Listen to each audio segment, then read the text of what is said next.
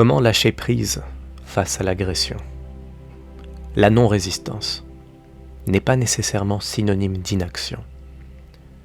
Tout ce que cela veut dire, c'est que toute action n'est plus forcément une réaction. Souvenez-vous de la profonde sagesse qui sous-tend la pratique des arts martiaux. Ne pas offrir de résistance à la force de l'adversaire.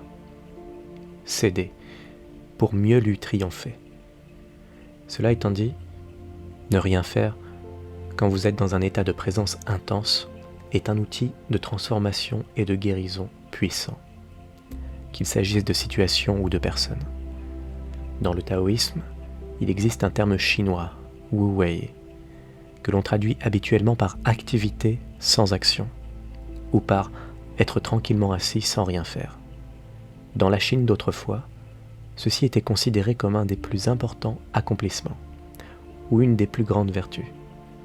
C'est radicalement différent de l'inactivité dans l'état de conscience ordinaire, ou si vous préférez de l'inconscience, qui résulte de la peur, de l'inertie ou de l'indécision. Le véritable non-faire sous-entend l'absence de résistance intérieure et un état de vigilance intense.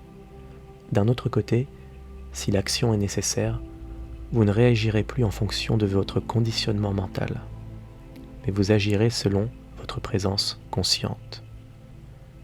Dans cet état de présence, votre mental est libre de tout concept, y compris celui de la non-violence.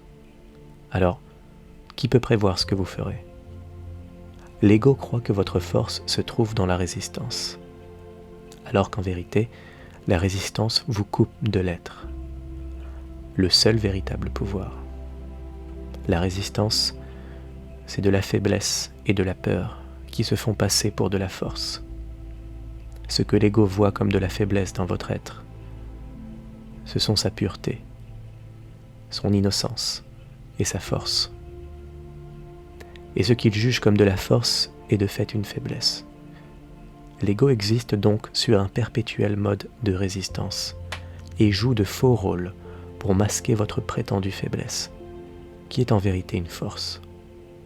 Jusqu'à ce qu'il y ait lâché prise. Les jeux de rôle inconscients constituent en grande partie l'interaction entre humains. Avec le lâcher prise, vous n'avez plus besoin des défenses de l'ego et de faux masques.